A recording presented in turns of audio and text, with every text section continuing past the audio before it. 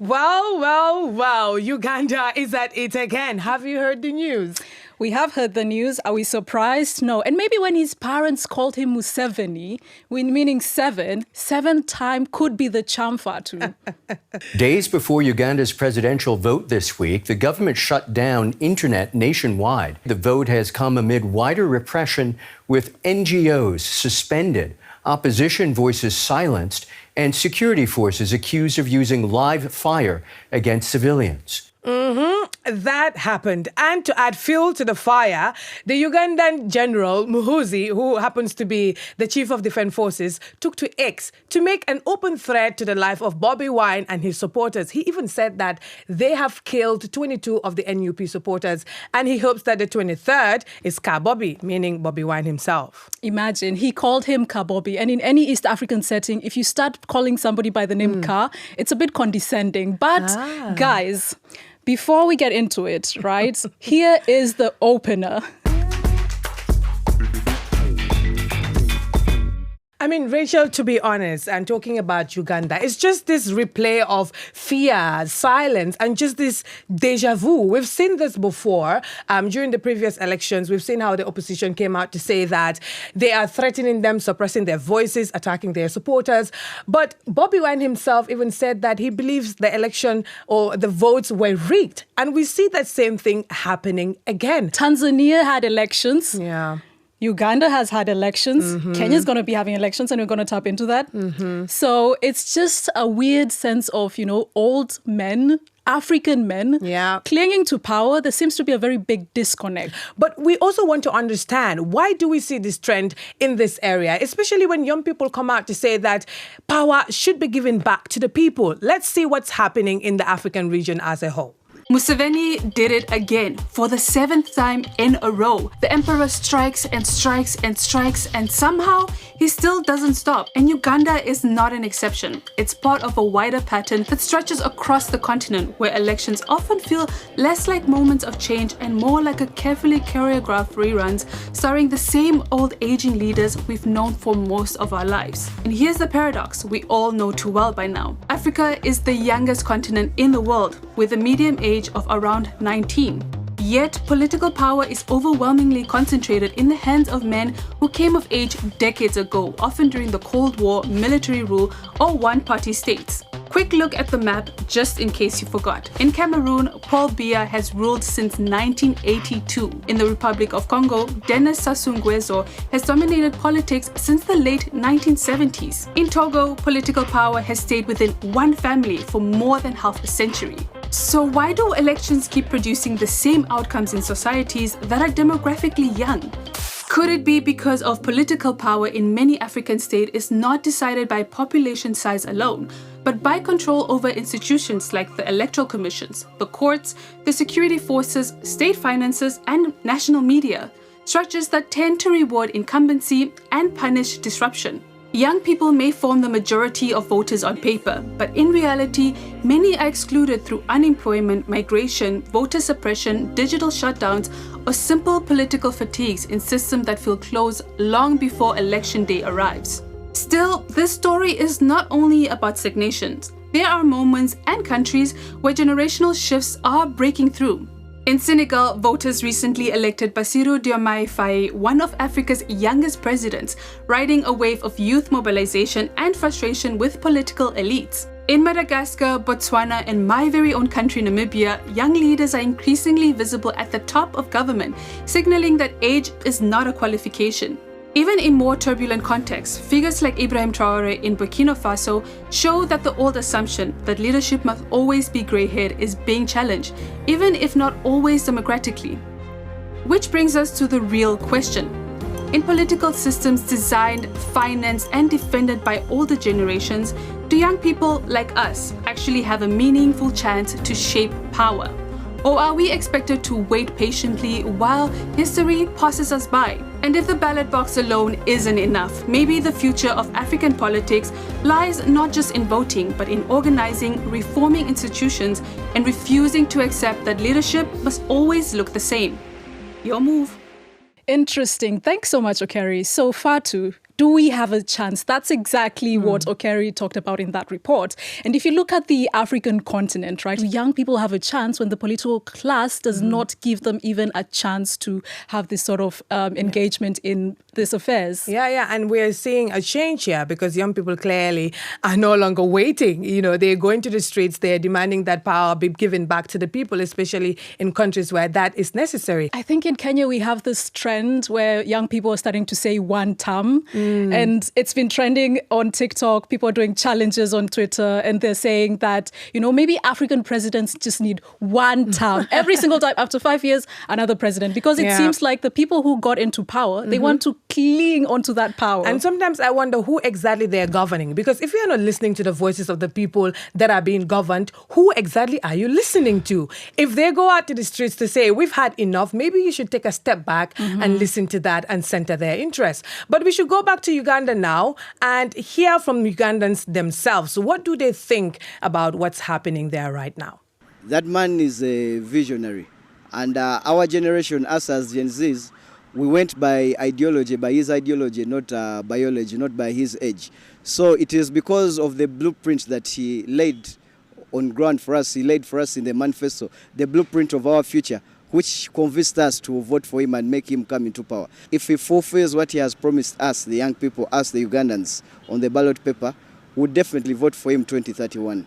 We are progressing on the good roads that we have achieved. We are progressing of the good education that we have. There is the free education that we have in the country. President Museveni this time around has engaged us fully, and we are going to be engaged in the government, the next government, and this government such that we run away from corruption. I mean, the idea that they want ideology and not the biology. They don't care about the biology. It's something that is even more interesting because it's not like the guy is smart in terms of, they say, you know, he has this wisdom, this intelligence, which is important for any leader.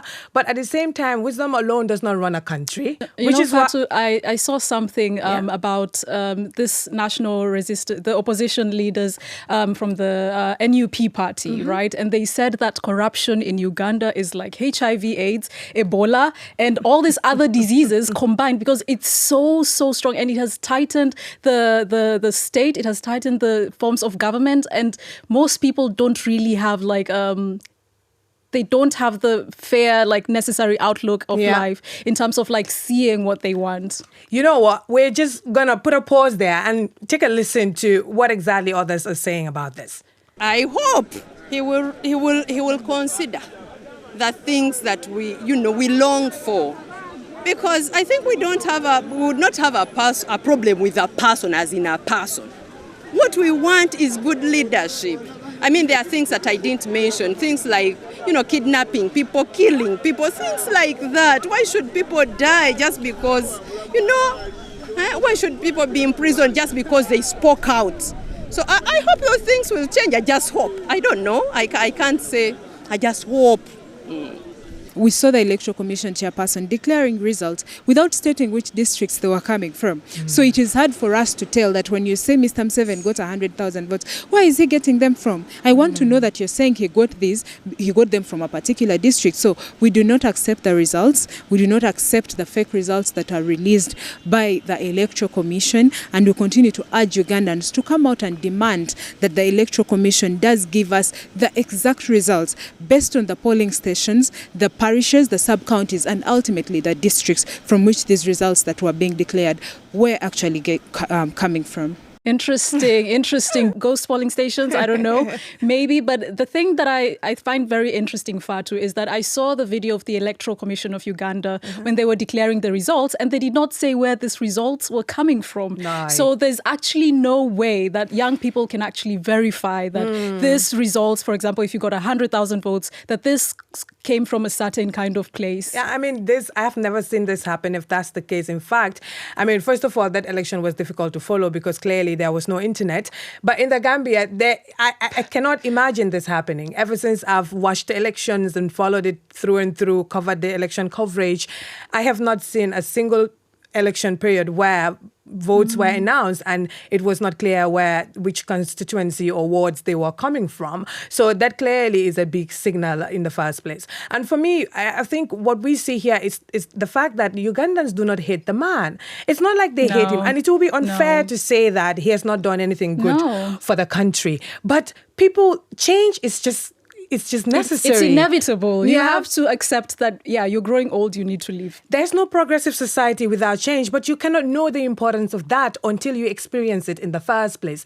Yes, there's this fear of change, and we will not even talk about the uncertainty facing presidents once they leave power, like what becomes my fate. That's also a conversation for another day. But I think it's just in general, people want that their needs be met, they want improved life, but they want to see innovation, and that is clearly inevitable. I think, Fatou, when we were preparing for this show, we talked about, like anyone who's below the age of 35 or even below the age of 40, the only person that they've known as president is Museveni. And in that case, how do you open yourself up to something new? They don't know. This is what you cannot know the importance of something, or you cannot even miss something until you know how it feels, right? So if you do not know any other person other than Museveni, how can you expect for something better or hope for it in the first place? And I feel like, as you said before, let's give the man some grace, because obviously he's done a lot. He's brought stability. If you go to Uganda, obviously food security, as opposed to other East African regions. For example, in Kenya, the land is very dry. Museveni has really managed to tap into that food security space where like Ugandans can access food. But Bobi Wine is seen as a radical, revolutionary leader. And we saw, when he was holding the flag, waving it, everyone was just like in awe. Maybe this is the person that's going to liberate us from Museveni. Yeah, and the question is whether Ugandans themselves are ready for that. But we have this special report that was prepared by our correspondent, and it just gives us this overview of exactly what transpired during that moment. What began as a peaceful election in Uganda ended in bloodshed. At least a dozen people reportedly killed and many others injured. People have been shot, people have been beaten, there's a lot of tear gas. Shamim Nambasa was a polling agent near the capital, Kampala. She was safeguarding the vote on behalf of the opposition presidential candidate, Robert Kyagulanyi, better known as Bobi Wine. The musician turned politician officially secured about 25% of the vote. Incumbent President Yoweri Museveni was declared the winner with more than 70% of the vote. The opposition has rejected the result. I do not accept the results. I do not believe that those are even results. Nambasa represents a new generation of young Ugandans entering politics. She is contesting for a local council seat under Bobi Wine's National Unity platform. Politics has been bastardized, that we continue to lose interest so that we can leave it to them. A former student leader at Makerere University, Nambasa attributes election violence to heavy-handed law enforcement, a claim authorities deny. She says this makes politics risky for new entrants and discourages voter participation. There's a lot of voter apathy in Uganda that I think the turn-up that we saw is not even close to 50% of the people that were supposed to come out and vote. So I do know that the state has been deliberate in saying that people lose interest in elections when you see from the things that they do. More than 70% of Uganda's population is estimated to be under the age of 35. Many want to join politics, but some fear the risks involved. So I do live in fear for my security, that at any one point I know that I could be arrested, I could be killed. We have many of our comrades that were arrested. We have many that were shot and killed. We met Nambasa during her door-to-door campaign. She told DW that violence is not the only barrier facing young politicians. But then also there has been a lot of commercialization of politics. Independent studies show that many young candidates cannot afford to run competitive campaigns in a highly monetized political system. Previous elections have been marred by allegations of voter bribery. Even when you explain so well, even when someone understands what it is and they believe that you're going to represent them, they've still gotten into a mentality that you must give them something. Pressure to spend money on campaigns cuts across party line. Same applies to corruption in this country. The corruption has to end, the one who gives and the one who receives. Samuel Bejira is contesting for parliament under the ruling party. Ugandans have to stop accepting such behavior. Because if we don't put an end to that cycle, it will carry on to our young brothers. Nambasa also accuses the state of trying to silence young voices. She points to the internet shutdown during the elections as another attempt to undermine youth participation. That is something that was done to control people from having access to information, but then also to hide what the state was doing. The government said the internet shutdown was necessary for security reasons. Rights groups have condemned it as a violation of free expression and a threat to electoral transparency. Actually, one of the reasons why internet has been switched off is to reduce on the misinformation which circulates around. Internet access was restored after President Museveni was declared the winner for a 7th consecutive time. Soon after, videos circulated online alleging electoral irregularities. DW could not independently verify the authenticity of the footage. Someone can print those ballot papers, record the video of him or her vote taking that one person. Then when that person's intention is to incite the public and incite the population. But there's no vote rigging. Nambasa says such incidents have further undermined trust in the electoral process as she prepares to cast her own vote. I know that what was done in the parliamentary and presidential election is just the same that could happen in our own election. So I'm going there preparing for the worst but hoping for the best. With a maiden age of 17, Uganda is one of the youngest countries in the world. Leaders like Shamim Nambasa hope that this youthful population will be more reflected in the country's leadership, despite the barriers to reaching the decision-making stage. You know, Fatou, as I was watching that report by our correspondent, Julius, I was just thinking, I remember when our teachers used to mark, marking our papers. And it just reminded me, it felt a bit nostalgic, but I don't know whether you get this joke. But one thing that I see as something that we're really struggling with as East Africans and even as the African continent is the fact that we have something called voter apathy. Voter apathy is such a big thing, and especially now with an internet shutdown, we don't even know how many people voted. Yeah, no, that's a very crucial point. I mean, in the Gambia, sometimes we experience it as well, but it also shows or just points to a bigger issue. Why are people losing interest in election and something as important as this democratic process of voting? Fatou, you are also in Uganda, right? And I mean, I've been to Uganda. It's a very beautiful country, In Kampala, you see the hills, the people are nice, but you went there at a very critical time, at an electioneering period time. That's true. We were there last month in December, just weeks before the elections. And, everything that we've seen in these reports and what the people were saying, the vox pops are going to be reiterated in the debates we were able to cover. And, for me, it was just this feeling of Museveni is the man. So this was just the general feeling. Okay, interesting. I'm curious to find out what you saw afterwards. I'm curious to see. I'm sure even the viewers are also curious to know what came off this debate. So have a look. Yeah.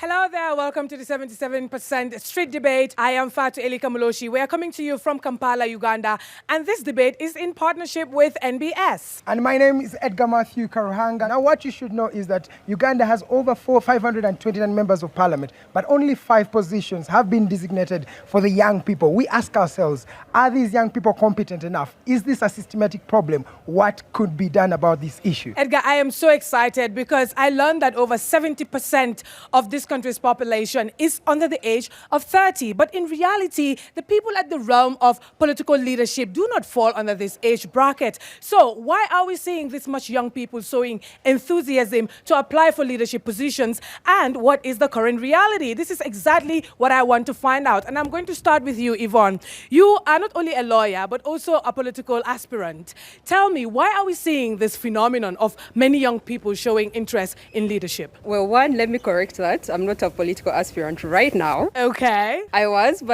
eliminated. I was a presidential contender, and I was hoping to be one of the youngest female contenders in Uganda's history to ever run for presidency.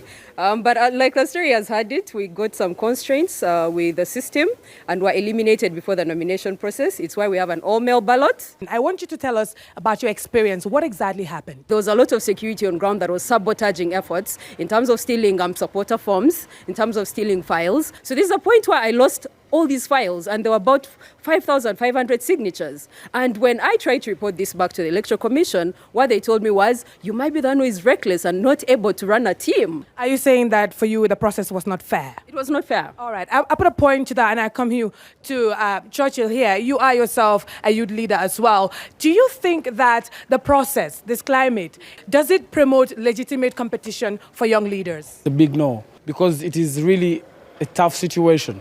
You have the ambition, you have the zeal, you have the knowledge, you have the support, but you don't have the technical help to continue with doing certain things. Thank you for that. I just come quickly to Yusuf here.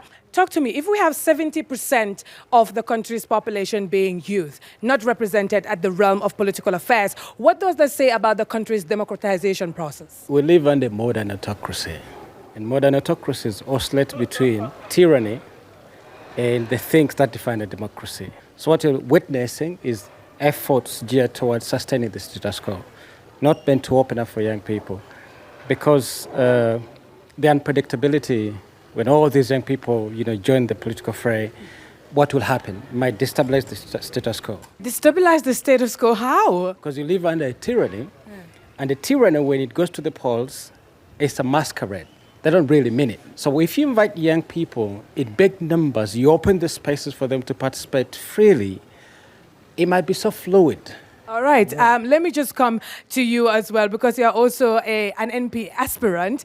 This story that Ivan just shared, does it cut across? Or do we have stories of successful leaders out there? First of all, it has been highly intentional by the regime to see that they make the electoral processes very expensive but also very violent. So young people have been weaponized in this political landscape.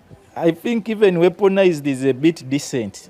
They have been made worse than the word weaponized. We are under a military regime that has intentionally structured young people into a corner they want us. They make sure that they make the politics very violent. You will find young elections and young people are fighting against each other. Okay. So Fatou, the fighting, I know it. I have covered it here in the country. But let me come to Churchill. And Churchill, you are young, and the older folks are saying you're not mature enough to run the country. What do you think about that? Maturity is entirely bestowed upon the person. The people that are running the country today started running when they were young. So there is no stereotype whatsoever that is going to make us think and believe that we ourselves are not mature enough to run this country. The system itself is crippled in its own mandate. So I think it is very difficult for us to add a voice to these particular cries, because we have 500 members of parliament. Only 1% of parliament is designated to the youth, who make up 73% of the population. I mean, it's really crazy when you think about it. Cassandra, we have young ladies who are not in parliament, in politics today.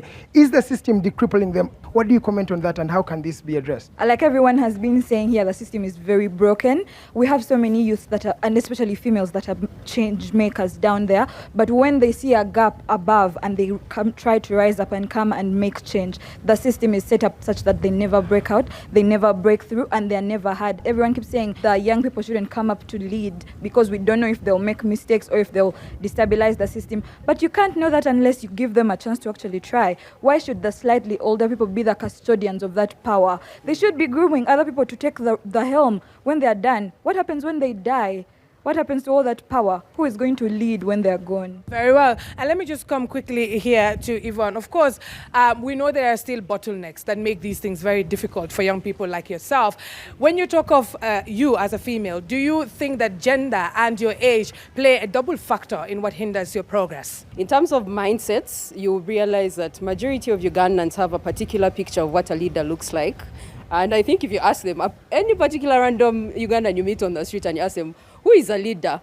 You'll be sure the majority are describing Museveni. They're saying a military man who is a certain age and who behaves a certain way. Let me just come to you, Yusuf. Very interesting revelations there. But if we are talking about how he came into power, the person right now in power, and we're still talking about young people in that realm of politics, what is so unique about Uganda's system that makes it so hard for young people to penetrate? The only way a 40-year staying president can win an election is either by stealing it, killing people, or being violent. Now, I was going to ask, really, is it possible to stay in power for too long without being violent or without employing intimidation tactics? Actually, have to pity the incumbent. Okay. That the only things he has at his disposal to enable him to win this election or to be declared winner is violence is core, bribing is very central, over-centralization of power, right? So that immense amount of power, the only way you can append that is complete revolution. But Rachel, you've heard it now yourself. What was that in any way different from what you've heard from the previous reports? It's the same thing. It's kind of the same thing, It's the same right? thing. I mean, there's a guy there who talked about how young people are only given 1% of the votes, of the positions in parliament, of the seats in parliament. And I think that's a very big difference from the Kenyan side, because in the Kenyan side, we have something that's called the special interest groups. And these special interest groups have young people, they have the youth, they have people with disabilities. The woman who also said something to do with, she tried vying for the presidency. In Kenya, we've had presidents before, presidential candidates before, and we operate on a 2/3 gender rule, which means that in parliament, 2/3 have to be the same gender, and then the other third is like a different gender. Yeah, I mean, there are quotas, right? And in the case of Uganda, you've got like about 500 seats in parliament, and only 5 are reserved for young people. That's already a lot of seats. Yes. 500 seats is a lot. I mean, the quotas are very important. Even in the Gambia, we have them, and many African countries have them as well, because imagine marginalized and vulnerable groups who would otherwise not have had the chance or be able to win elections to have the same stake in national conversation. They clearly deserve to be treated in a special way so that their voice, also counts in the process. So, but if you have a situation where young people are still saying that they want more seats, maybe that's something that should be looked at. You wanted to say, yeah? Yeah, I think also the thing with the whole military being involved in elections is something that's very special for Uganda in the East African community, because I said that there are special interest groups in Kenya, but in Uganda, the military is also part of the special interest groups. So you find that the military has a stake. Yeah, and they sit in parliament as well. I mean, that for me sends a very strong signal here, because Uganda, we know as a country, is very much concerned and invests heavily in its security. I mean, you're talking about a sector that has the highest budgetary allocation after the human capital development sector. It is putting about 9 trillion Ugandan shillings. That's over $2 billion US in its security sector. And you have some of the opposition members that even talk about that why invest so much in security when the country is not at war? I mean, one would say it's better, prevention is better than cure, because if your neighbors are at war, then maybe you should secure your borders. But at the same time, really, how are you improving the lives of people that are in the country beyond just making it safe for them, really? Yeah, 100% agree with you, Fatou, especially in terms of like the military. But also, I think the relationship between the military and the civilians is very complicated in Uganda, because we have the military making legislative, choices. And this comes all from the history. When Museveni came into power, he was also this military man, the NRM. And so most people I've heard even saying that, the elections in Uganda were not elections. They were just routine. I mean, with with military leaders, it's like this feeling of trusting the army more than they do even for police officers. We've seen it in the case of Yahya Jammeh in the Gambia as well, where even at the state broadcaster, the security were actually the armed forces. And I think for Uganda, they're a case with the militarized politics as well. And this is something that has been widely reported on. Even the EC said that elections in Uganda is usually marked by violence, right? We've seen the case of Mahuzi, who came out to say that they will go out and, attack or kill any NUP member that they see out there in the streets. So you can see the heavy-handedness of the security forces there. But when we're still talking about that debate, and he mentions it's the tyranny is like a masquerade when it goes to the polls. I think that's something that we need to really unpack, because you cannot call for elections, which is a very democratic process and should happen in a very peaceful and fair but also transparent manner. You cannot call for this and then hamper the mechanisms that are supposed to ensure that the peaceful elections take place. You might as well just put up one ballot box with your face on it and let people vote. Well, I mean, we can go on, but we also have to look for solutions, I think, because this is something that, as the 77%, we also want to provide solutions and not be doom and gloom. So, Fatou, you did talk to people as well, and they gave you a bit of solutions. Did you feel like there was a bit of hope there, or was it just more like a bit dark and no solutions? I mean, it's pretty much relative, right? It's like the system is set up in such a way that it makes it extremely difficult for young people to penetrate. And even where they penetrate, it's set up in such a way that they give up and take a step back, right? So in a situation like that, you clearly have a very big issue. And until the people are ready, like someone said, from the top, from the top, until the people are ready, because at the end of the day, power belongs to the people. But let's see what those people themselves have to say about that, because like you said, some of them told me what they think could be solutions. Let's have a look. We need to now discuss the solution. I read through Uganda's history, and I realized that most of the people that fought for this country's independence were actually young. The likes of Milton were in their 30s. Why can that happen now? Why do you think that young people are not in a position to lead? How can that change right now? Someone has their hand here. So we'll start with you on the practical solutions. One of the major challenges we are facing is a challenge of political patronage, where positions are given to people that have been loyal to the political power, to the political party that is in power at the moment. However, I think it would be better to create systems that empower and educate the young people in preparation to take up leadership roles later. First of all, empower the young people themselves. Let me come to you. Yvonne, what do we do then to enable young people? Change the top leadership of this country. He has mentioned it. Because again, we're also going to give you technical solutions at the same time. We have established that because of the centralized nature of power, that majority of the institutions have failed to work, that, most of these positions are tokenized, there's so much patronage.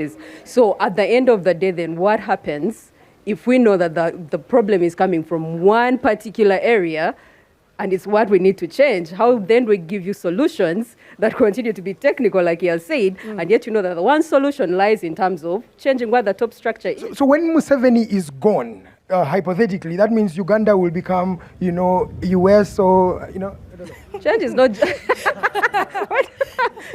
no, change is not just change. We need a capable leader who knows that trust has to go back into institutions that work for all. In Africa, they say that the fish rots from the head. So if you were to solve the head, that means you will have a good fish. But I don't know how, to what extent that will work in Uganda's context. I would say that this has been a very eye-opening debate for me. What do you think right now? It's eye-opening, but it also speaks of the realities that we experience in Uganda or this part of Africa, that we still have challenges in the system itself. And one thing that is confirmed is that the older folks, the people who make up only 2% of Uganda's population, continue to run the country. That means the 98%, I don't know what we do, Fatou. Well, I think for me, I have really learned a lot today. And from what I see, I can definitely tell with confidence that Uganda's youth has what it takes to run the country.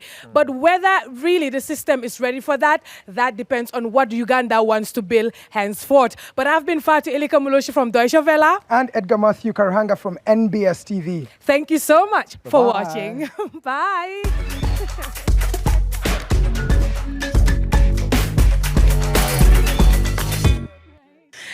Rachel, Uganda is a very special case because young people were very key in liberating the country and taking the country towards its independence. And even Museveni himself also with his allies, toppled the government at the time, citing bad governance and that African leaders like to cling to power. But here we have a situation where he is refusing to leave power because he believes people still want him there. But that's also another point. They mentioned very crucial points and just how young people have been weaponized in this political landscape, the issue of patronage. And we've seen that happen even in other countries, where young people are not only weaponized, but used as tokens, disguised as active participants, right? Yeah. But we know at the end of the day, they're not the ones that these people want to see in power. Absolutely. And I think you said it very clearly, like patronage, we're seeing vote buying. And I think there's also something else that happens in East Africa. And this the concept of political projects. Do you know this, Fatou? Oh, where yes, infrastructural projects, yeah? Not really. Like it's when a presidential candidate, right, chooses someone else to scatter the votes. So there's presidential candidate A, there's presidential candidate B, and then there's this other small ones here who are meant to scatter the votes. So I feel like we need solutions for this, for patronage, for vote buying, for bringing these leaders accountable. Yes, I think it starts with decentering, leadership and just decentering selfish interest. The idea that you have to stay in power for so long with your political party, I think is something that needs to be addressed from the local political party structures itself, because these structures have their constitution, they have a framework that guides the way they function. So if you're going to say that at the realm of leadership in national politics, politicians cannot stay more than 1 or 2 terms, maybe you should start practicing that in your own local party structures. Start imposing term limits at your local level so that after 2 terms, one particular flag bearer cannot continue being the same person. Yeah. We see these things happening even where I am from, the Gambia. So once it starts from those structures, you're sending a very strong signal, because like they say, charity begins at what? At home. You cannot preach what you don't practice. Yeah, and I think there seems to be a trend where, for example, in Kenya, we had President Uhuru Kenyatta, who was a very young, vibrant president, and he left office, he handed it over well. Yeah. Good luck Jonathan from Nigeria also did the same thing. He accepted defeat. And I think leaders should also start doing the same thing, where they understand that they can also even learn from these young people who they're very scared of. So I feel like we need to step it up in the game. And this idea that we have projects that we can't finish, we need to stay for so long. I don't understand why it's so difficult to develop some of these African countries, the smallest to even begin with. Like, projects do not end, and you only see them ending when it's time for elections. Like, how do you even make that up? How is it that all of a sudden, after 5 years, you are launching the opening of a particular road infrastructural project? I have so much to say about make it make sense. Now we're talking about Uganda also proposing, or the president even saying that, we have this 6 billion barrels of oil that we are yet to explore. And people are saying this is the perfect legacy that he needs to retire with. I mean, he could have done that. He could have done that when he got into power. That's the point. Like, he could have done that long ago. He had the resources. Uganda has always been having oil. Yes. It's not the first time, like, we've just discovered Uganda having oil, He could have done that. So I don't understand why African leaders seem to, we have elections. Yeah. Now we should start having this project. So, like, at the end of the day, we just have to hold ourselves to account. If you're a young politician out there, you reevaluate yourself and be just, sincere with the ideas that you stand for. Start practicing that at your own levels so that once you go out there, this will not be a foreign concept to you. These are things that we also need to let young people know. Absolutely. You have to be preaching what you're practicing. Practice what you so preach. That at least these older generation, when they want to, come back or pose a comeback onto you, they know they're actually coming from a very solid place, and not just because, they see what you're doing. And if you were a student, by the way, if you're a student in university, maybe it's about time you started, mobilizing your people over there. But we have to wrap it up. I mean, it has to take mass mobilization, like someone said, to open a system like this. First of all, it takes a consensus, and you cannot do that without mobilizing in mass and agreeing that this is something that you need. We can just just sit here and talk about it. No one can make that decision for you. It has to be more action-oriented. Yes, but speaking of, I mean, I would really love us to continue because there's so much to unpack about Uganda. I mean, Kenya, for example, did set a precedent here with the Gen Z protests and what we eventually saw in that particular region, really. Can something like that consistently happen, or what kind of change can we see? How do you feel about that, Kenyans? I think Kenyans are one of the most fierce people. We always carry our constitution like a Bible. You know, most Kenyans do this. They believe in a constitution where the rule of law is followed. That's important. And I think the Gen Z protests were really a wake-up call, you know, for these leaders to know that, you know, young people are speaking out, and they know that if you rule them badly, then they will actually sort of wake up and stand up and vote. But Kenya is also going to be having elections in 2027 next year. Oh, right. So the 77% will also be talking about that too. I'm sure Fatou, Gambia is also going to be doing the same. Oh, yes. We are, in fact, going to the polls this December. And I think that is something to definitely look out for, because it's going to be a defining point in our democracy, I believe. First of all, Gambians are coming from a very tumultuous, turbulent time. Like, you know, the President Jammeh's regime was very dictatorial, as you saw how it ended. We had a transitional reparation commissions and, you know, transitional justice processes that were set up to ensure that we do not go back to that era. We developed, you know, roadmaps that are supposed to form solutions, that are supposed to form recommendations for how the governance structure should work in the country now. So these institutional reforms, to be honest, are ongoing. But one thing that is very important, I think we really need to put out there, is that the government of President Barrow should not forget where we came from. And that is the fact that Gambians fought so hard to get to this democracy that we are in right now. And that at no point should we think of going back to the dictatorial tendencies. I mean, yes, they're saying now people can talk freely, the media is not being persecuted. But are they free though? I mean, that's the thing. So I feel like President Barrow is actually getting stronger with a very fragmented opposition landscape that we're seeing in the Gambia. So what happens during this presidential election would be a very big and crucial defining point for our democracy going forward. Yes, as a Gambian, I know we are very peaceful people, and it will be unfair to say that we have some sort of, you know, chaos happening there. But at the same time, really, are we practicing what we've been preaching? It's something that they need to ponder over. We need to practice what we preach. And I mean, Kenya is also going to be having elections in 2027.